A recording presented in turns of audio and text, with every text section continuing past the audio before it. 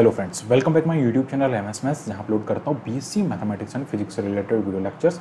Mathematics में higher mathematics से related जितने भी टॉपिक्स हैं उन सभी की वीडियोस आपको यहां पे मिल जाएंगे। अगर आप चैनल पे नए हैं तो प्लीज़ चैनल को जरूर सब्सक्राइब करें ताकि आपको आने वाले सारे टॉपिक्स के बारे में अच्छे से नोटिफिकेशन सबसे पहले मिले। सो बात करते हैं इस वीडियो में हम यहाँ पे प्रोबेबिलिटी से रिलेटेड जो हमारे पास में टॉपिक आता है that is the random variable. तो बेसिकली रैंडम वेरिएबल पढ़ने से पहले आपको प्रोबेबिलिटी का थोड़ा कॉन्सेप्ट क्लियर होना चाहिए। तो प्रोबेबिलिटी से रिलेटेड जितने भी टॉपिक्स हैं वो सारे हमने हमारे प्रीवियस वीडियो में डिस्कस कर रखे हैं और हम बात कर रहे हैं स्टैटिस्टिकल के पोर्शन रैंडम वेरिएबल के बारे में। सो बेसिकली रैंडम वेरिएबल क्या होता है, इसकी डेफिनेशन को हम यहाँ पे समझेंगे। रैंडम वेरिएबल में डिस्क्रीट रैंडम वेरिएबल इसका एक टाइप होता है। Probability mass function we'll discuss about in this video, and cumulative distribution function and some problems on these topics we'll cover in this video. So now first please start with the random variable. What is the random variable? Random variable की definition की अगर मैं बात करता हूँ तो random variable is a function. It is a function. अब जब function है तो उसका कोई range होगा, कोई domain होगा। Basically it is a function define on the sample space. Sample space means ये हमने हमारे प्रीवियस वीडियो में डिस्कस किया है।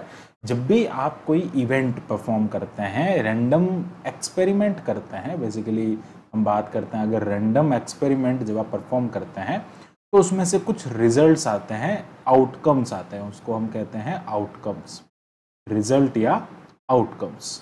वो सारे जो आउटकम्स होते हैं उन आउटकम्स को हम ओमेगा में रखते हैं और सेट ऑफ आउटकम्स या ओमेगा को कहा जाता है। एस जो होता है वो बेसिकली सबसेट ऑफ ओमेगा होता है। कुछ ऐसे इवेंट को यहाँ पे इंट्रोड्यूस करके हम उस ओमेगा में से रिजल्ट्स को पिक करते हैं। So that is the basically set of sample space कह सकते हैं, फिर सेट ऑफ सम आउटकम्स कह सकते हैं, सैंपल स्पेस कहते हैं। ठीक है, अब ये ऐसा ही यहाँ पे कह रहा है कि a function random variable is a function defined on sample space that associate a real number with each outcomes of their। जो आउटकम्स उसके अंदर है भाई, S से एसोसिएट हो रहा है तो S के अंदर आउटकम्स होंगे, उन सारे आउटकम्स, ईच आउटकम्स है ना, every outcomes has a real number. हर एक आउटकम पे एक रियल नंबर यहाँ पे होगा। सिंपल सा अगर मैं आपको एग्जांपल देता हूँ इसका, हम बात करते हैं कि एक कॉइन जो है उसको टॉस किया जाता है तो या तो हेड आएगा या टेल आएगा। ये इसकी प्रोबेबिलिटी आपको मिलती है। Basically possibilities, not probability, outcomes की पॉसिबिलिटी होती है। अब मैं कहता हूँ कि अगर दो कॉइन को टॉस किया जाए, ठीक है, अब दो कॉइन को टॉस करेंगे तो आपके पास में पॉसिबिलिटीज़ क्या क्या हो सकती है। या तो वो हेड हेड हो जाए, या फिर वो टेल टेल हो जाए, या फिर वो head tail and tail head हो जाए।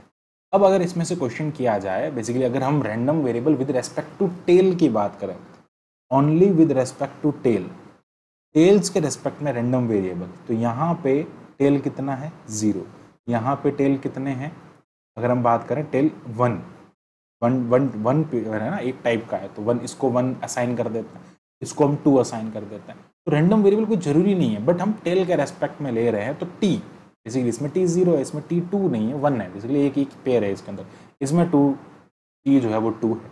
ऐसे हम इसको असाइन कर देते हैं तो रैंडम वेरिएबल एच के लिए रैंडम वेरिएबल ये हो जाएगा, टी के रैंडम वेरिएबल 1 हो जाएगा, HT एंड TH के लिए रैंडम वेरिएबल 2 हो जाएगा। ये फिक्स नहीं है, हमने हमारी तरफ से दिया है, बस एक कंडीशन हमने यहाँ पे अप्लाई कर दी, इस कंडीशन के आधार पर हम इसको लेंगे। Okay, it is a random variable. अब ये कैसे भी डिफाइन हो सकता है, कैसे भी आपको दे दिया जा सकता है। ओके, नाउ अब हम यहाँ पे देखते हैं डिस्क्रीट रैंडम वेरिएबल के बारे में। डिस्क्रीट रैंडम वेरिएबल क्या होता है? Random variable is said to be discrete random variable if it can be assume that only finite और काउंटेबली इनफाइनाइट, क्या कह रहे हैं, फाइनाइट एंड काउंटेबली इनफाइनाइट। इसको समझें, काउंटेबली इनफाइनाइट का सिंपल सा मीनिंग क्या है।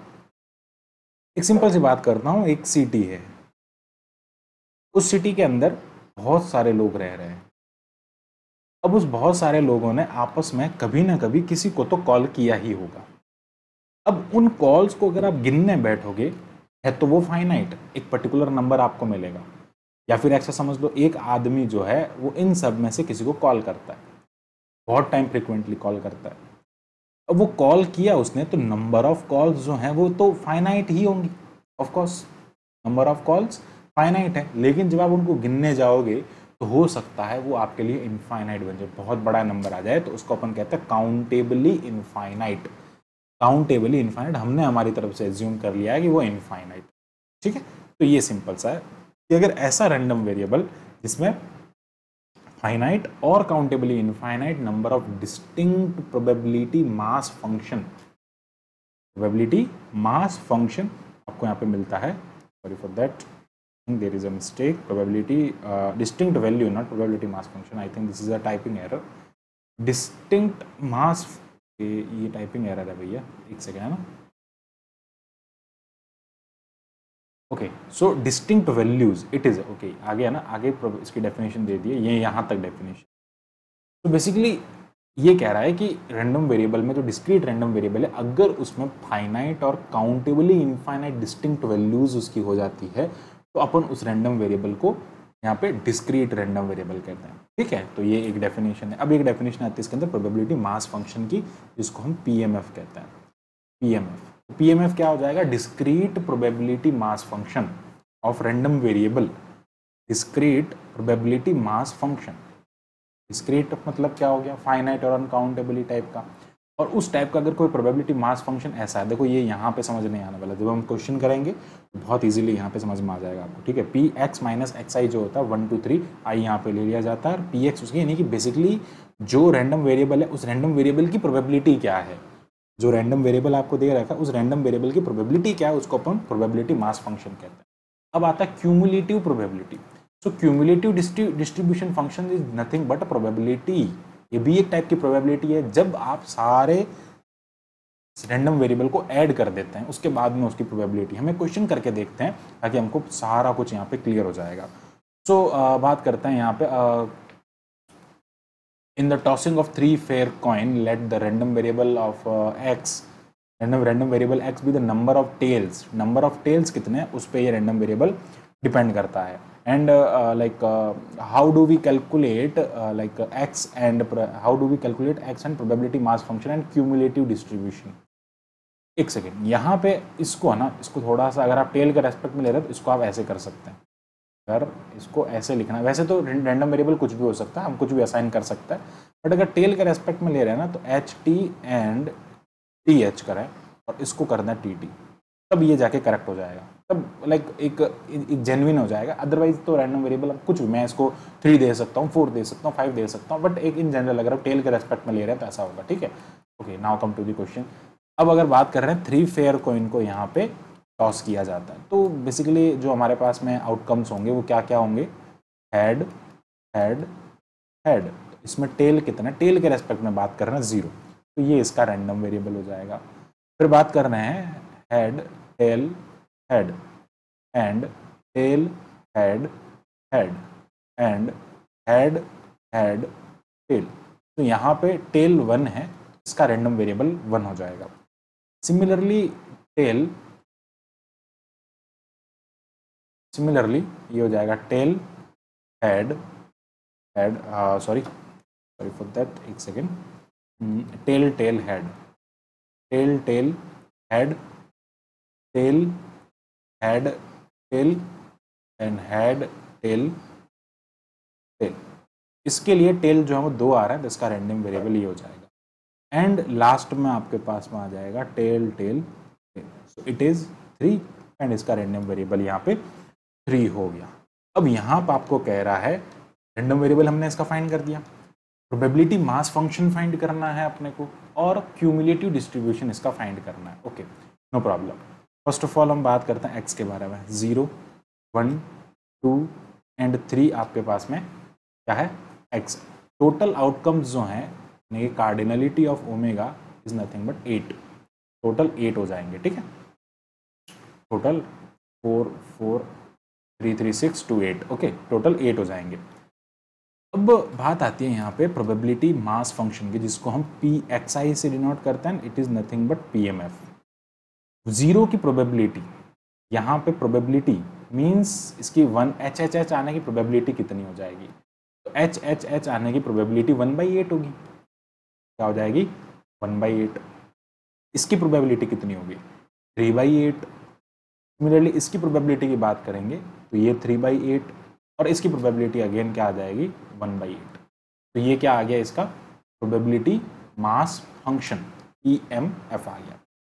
अब अगर हम बात करते हैं यहाँ पे क्यूमुलेटिव डिस्ट्रीब्यूटिव फंक्शन की, तो क्यूमुलेटिव डिस्ट्रीब्यूटिव फंक्शन जो होता है उसको हम CDF कहते हैं। CDF की डेफिनेशन होती है summation y less than equal py। Also इसको हम ऐसे भी कहते हैं px लेस देन x। तो ये जितने भी हैं इनमें इसका जैसे क्यूमुलेटिव डिस्ट्रीब्यूटिव फंक्शन का मतलब होता है एटमोस्ट। अगर मैं बात करता हूँ यहाँ पे CDF के बारे में, तो बेसिकली CDF क्या हो जाएगा, जीरो जो है वो एटमोस्ट, इसका बेसिकली CDF का मतलब हो जाएगा at most. At most tail zero fill करेंगे यहाँ पे तो एटमोस्ट जीरो टेल प्रोबेबिलिटी 1/8 हो जाएगी। एटमोस्ट क्या कह रहे हैं हम, at most zero tail and at most one tail. इसका मतलब यहाँ पे क्या आ जाएगा एटमोस्ट वन टेल। ये बॉक्स बना है, इसका मतलब आप यहाँ 1 2 3 पुट करें और उसको पढ़ें। At most one tail it means इसको और इसको दोनों को। एटमोस्ट वन टेल का मतलब क्या हो जाएगा, उसमें टेल हो भी सकता है नहीं भी हो सकता, होगा तो एक बार होगा नहीं तो नहीं होगा। तो दोनों को प्रोबेबिलिटी को ऐड करना है तो it is nothing but 1.8 plus 3 point. इसका मतलब हो जाएगा at most two tail. At most means maximum 2 tail हो सकता है, मिनिमम 0 भी हो सकता है। तो तीनों को जोड़ेंगे 1/8 plus 3/8 plus 3/8। At most 3 tail it means सारे आ जाएंगे 1/8 प्लस 3/8 प्लस 3/8 प्लस 1/8। तो ये सिंपल सा मीनिंग होता है क्यूमुलेटिव डिस्ट्रीब्यूटिव फंक्शन का। इसमें क्या होता है एटमोस्ट, क्यूमुलेटिव डिस्ट्रीब्यूटिव फंक्शन जब भी निकाले तो आप ये पढ़े at most zero tail, at most one tail, तो बेसिकली इन सबको ऐड करना होता है। तो ये सारा क्या हो जाएगा, इसको हम कहते हैं क्यूमुलेटिव डिस्ट्रीब्यूटिव फंक्शन। नाउ अब इनकी कुछ प्रॉपर्टीज होती हैं तो उनके बारे में हम थोड़ा बात कर लेते हैं। तो सबसे पहले हम बात करते हैं यहाँ पे conditions of probability mass function of random variable, of random variable. अब रैंडम वेरिएबल को सिंपली RV से भी डिनोट किया जाता है। तो पहली कंडीशन इसकी ये होती है कि probability of xi is always greater than 0, यानी कि जो ये आपको PMF जो मिलेगा ये ऑलवेज आपको ग्रेटर देन 0 मिलेगा। आप देख सकते हैं ये भी ग्रेटर देन 0 है, this is greater than 0। Obvious है प्रोबेबिलिटी है तो ग्रेटर देन 0 होगा। Similarly second property says that summation of i equals to 1 to n p of xi is equals to 1। अगर आप इन सब का समीशन करेंगे तो आपको क्या मिलेगा, अगेन 336 प्लस 1, इन सभी का समीशन p of xi जब आप करेंगे तो आपको 1 मिलेगा। That is the like general concept total probability, like कह सकते हैं इसको कंप्लीट प्रोबेबिलिटी जो होती है ऑलवेज 1 होती है सारे आउटकम्स की। Okay, now come to the next condition is for like condition for conditions of CDF, cumulative distributive function of random variable। that is first, जो फंक्शन है आपके पास में वो less than 1 and greater than 0 होगा। ठीक है, दूसरा if x is less than y then we can say that the function of x is less than equal function of y, less than equal हो जाएगा। Third says that limit of x tends to minus infinity, तो आपका function 0 हो जाएगा। And if limit x tends to infinity तो function की value 1 हो जाएगी। ये आगे रिजल्ट्स काम आएंगे जब हम कुछ क्वेश्चंस को सॉल्व करेंगे।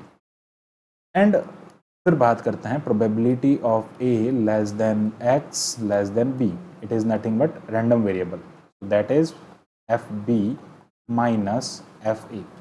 and similarly probability of x is greater than xi is equals to 1 minus px less than xi, and similarly p of x minus xi is equals to 1 minus, ये क्या होता है probability cumulative mass distributive function। तो हम यहाँ पे f of xi भी लिख सकते हैं, this is the cumulative distributive function। now अब बात करते हैं रैंडम वेरिएबल से रिलेटेड एक इंपॉर्टेंट क्वेश्चन के बारे में। और वो क्वेश्चन समझने पे आपको रैंडम वेरिएबल का कॉन्सेप्ट जो है वो थोड़ा अच्छे से क्लियर हो जाएगा। तो सिंपल सा है, एक क्वेश्चन तो हमने कर लिया है इसका। एक हम बात करते हैं कि अगर आपको ऐसा दे दिया जाए question, fx is equals to 1/पाई tan inverse x is CDF, then find the PMF।